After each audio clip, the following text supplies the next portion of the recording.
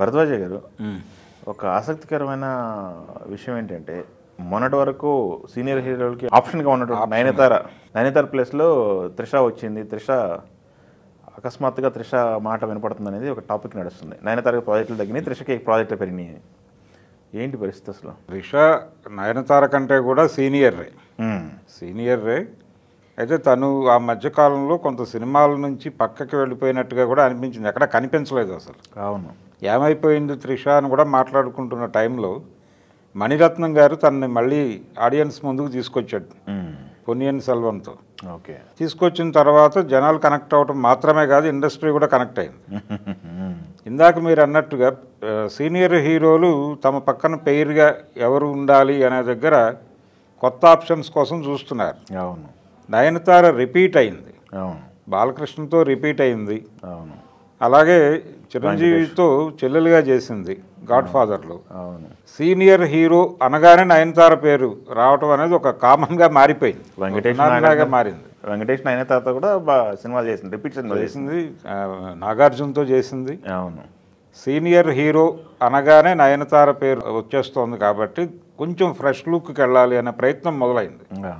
అందులో భాగంగానే కదా నాగార్జున మొన్న కన్నడ నుంచి కొత్త అమ్మాయిని తీసుకొచ్చి తన పక్కన పేరుగా చేశాడు. అవును. ఈ ఫ్రెష్నెస్ కోసం జరుపుతున్నటువంటి ప్రయత్నాల్లో వీళ్ళకి పొన్నియిన్ సెల్వన్ తర్వాత ఆప్షన్గా త్రిష కనిపిస్తోంది. అందుకని చిరంజీవి గారి సినిమాలో ఇప్పుడు విశ్వంభర్లో చిరంజీవితో పేరుగా చేస్తోంది త్రిష. ఇది కంటిన్యూ అవుతోంది. కాంట్రవర్షియల్ కంటెంట్ కూడా నడిచింది తన మీద ఈ మధ్య. అనుకోకుండా మాట్లాడటం, తన గురించి మాట్లాడి తన్ని అంటే అందరు హీరోలు త్రిషకి మద్దతుగా మాట్లాడి ఇండస్ట్రీ మొత్తం ఓన్ చేసుకుని ఈ వ్యవహారాలన్నింటిలోనూ తన పేరు ప్రజల్లో నానింది. కొంచెం నానడంతో ఇది మన సినిమాకి కూడా ఉపయోగపడుతుంది అనుకుంటున్నారు, ప్రచారానికి కూడా ఉపయోగపడుతుంది అనేటువంటి మూడ్లో ఇప్పుడు హిందీలో కూడా సినిమా చేస్తోంది. తను హిందీలో చేస్తుంది, తమిళ్లో ఉన్నట్టున్నాయి కదా. తమిళ్లో ఉంది, తమిళ్లో సినిమా ఉంది. తర్వాత రజనీకాంత్తో చేసింది కదా మొన్న. అవును. ఇది కంటిన్యూ అవుతుంది. అంటే పెద్ద హీరోలు ఇప్పుడు ఈవెన్ నయనతార రజనీకాంత్ సినిమా అనుకున్నా కానీ నయనతార పేరే వినిపించేది. అవును.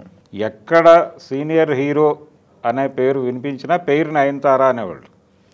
ఇప్పుడు ఆ ప్లేస్లోకి త్రిష ప్రమోట్ అయింది. ఇది కొంతకాలం నడుస్తుంది. అంటే ఈ వరుసలో ఒక 7-8 సినిమాలు చేసేస్తుంది తను. అవును. చేసిన తర్వాత మళ్ళీ ఫ్రెష్నెస్ కోసం వెతుకుతారు వీళ్ళు. వెతికినప్పుడు మళ్ళీ కొత్త ఆప్షన్, అప్పటికి ఇంకొకళ్ళు ఎవరో వచ్చేస్తారు, ఎవరైనా రావచ్చు. శృతి హాసన్ చేసింది బాలకృష్ణ పక్కనను ప్లస్ చిరంజీవి గారి పక్కన. అవును, వాళ్ళ వేరే సింహాలు. ఇది కూడా ఫ్రెష్నెస్ కోసం చేసిన ప్రయత్నం. అవును. అయినప్పటికీ అంటే హీరోయిన్ క్యారెక్టర్ కొంత మినిమైజ్ చేసి వాళ్ళ మీదే సినిమాలు నడిపినటువంటి పరిస్థితి. ఆ 2 సినిమాలు హీరో వర్షిప్ మీద నడిచిన సినిమాలు అవి. కానీ కొంచెం శృతి హాసన్ని 2 సినిమాల్లోనూ వాడటం మీద చిన్న చర్చ నడిచింది ఆ టైంలో. ఒకే బ్యానరు ఒకే హీరోయిన్ను అని నడిచినప్పటికీ ఆ సినిమాలో తను సినిమాలో క్యారెక్టర్కి ఫిక్స్ అయింది, అయిపోయింది అది. ఇప్పుడు ఫ్రెష్నెస్ కోసం త్రిష వైపు చూస్తున్నారు అందరూ. ఇది ఒక 7-8 సినిమాలు డెఫినెట్గా చేసేస్తుంది ఈవిడ. చేసిన తర్వాత ఏమిటి పరిస్థితి? చేసిన తర్వాత ఈ లోపల ఇంకొక హీరోయిన్ ఎవరైనా కావచ్చు. తమన్నా ఉంది లైన్లో. తమన్నాను ఇండస్ట్రీలో ఆల్రెడీ సీనియర్ హీరోలు యాప్ట్ చేసుకుంటున్నారు. తను కూడా సిద్ధంగానే ఉంది చేయటానికి. తను మాత్రమే కాదు, ఇంకా చాలామంది ఇప్పుడు హీరోయిన్స్గా చేస్తున్న వాళ్ళు కూడా ఈ 5-6 సినిమాలు కంప్లీట్ అయ్యే టైంకి వాళ్ళు సీనియర్ హీరోల పక్కకు వచ్చేసే అవకాశాలు ఉన్నాయి. ఎవరైనా కావచ్చు అది. ఇప్పుడు పేర్లు చెప్తే బాగోదు కానీ ఇప్పుడు యాక్టివ్గా యంగ్ హీరోలతో యాక్ట్ చేస్తున్నటువంటి హీరోయిన్లు, అందులో 2-3 సీరియస్గా మన మహానటి కూడా ఈ వరుసలోకి రావచ్చు. ఓకే, వచ్చి సీనియర్ హీరోలతో పేరు ఆల్రెడీ చిరంజీవి ఆ మాట మాట్లాడేశాడు, స్టేజ్ మీద అన్నాడు. అంటే చెల్లెలుగా నటించింది, అలా కాదు నా పక్కన పేరుగా అన్నాడు ఆయన. కాబట్టి ఒక అటువైపు కూడా దృష్టి ఉంది. ప్రస్తుతం యంగ్ హీరోలతో చేస్తున్నటువంటి హీరోయిన్స్ని వీళ్ళకి ప్రమోషన్ అది. ఆ ప్రమోషన్ దిశగా కూడా ఆలోచిస్తున్నారు. కాబట్టి ఈ ఫ్రెష్ లుక్ అనేటువంటి సిండ్రోమ్ వలన త్రిషకి అవకాశాలు పెరిగి నయనతారకు తగ్గినాయి. తను కూడా ఈ ప్రమాదాన్ని ఊహించి బాలీవుడ్లోకి ఎంట్రీ ఇచ్చింది కదా షారుఖ్ ఖాన్తో. అవును. పైగా ఆ సినిమా పెద్ద హిట్ అయ్యి చాలా ఎక్కువ డబ్బులు కలెక్ట్ చేసింది ఆ సినిమా. తను అక్కడ బ్రైట్గా కెరీర్ ఉంటుంది అని అనుకుంది, కానీ అది కూడా యాక్టివ్గా ముందుకెళ్ళట్లేదు. పెళ్ళి పిల్లలు ఈ హడావిడి నడుస్తోంది జీవితంలో. రెండో వైపు సినిమాలకు సంబంధించి కెరియర్ అంత గొప్పగా అనుకున్నంత వేగంగా వెళ్ళటం లేదు. అందుకని కొంచెం ఎక్కడో తను ఆగింది అనిపిస్తోంది నయనతార. ఆ ప్లేస్, ఆ వ్యాక్యూమ్, ఇప్పుడు హిందీలోకి త్రిష ప్రమోట్ అవ్వడం కూడా ఆ వ్యాక్యూమ్లోనే కావచ్చు. అవును.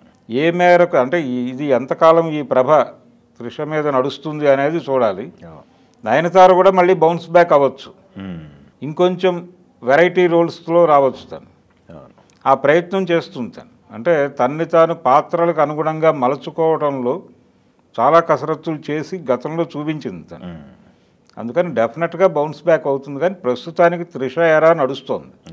సీనియర్ హీరోలతో మాత్రమే కాదు, హీరోయిన్ ఓరియంటెడ్ సబ్జెక్ట్స్ కూడా వస్తాయి. ఇప్పుడు ఈ వరుసలో అనుష్క కూడా ఉంది. అనుష్క కూడా ఈ వీళ్ళతో పేర్ చేసేటువంటి అవకాశం ఉంది నెమ్మదిగా. అంటే సీనియర్ హీరోలకు మొన్నటిదాకా ఒక కొరత ఉండేది, ఎవరిని వేయాలి పేరుగా అనేది. ఇప్పుడు అక్కర్లేదు, 7-8 పేర్లు రెడీగా ఉన్నాయి.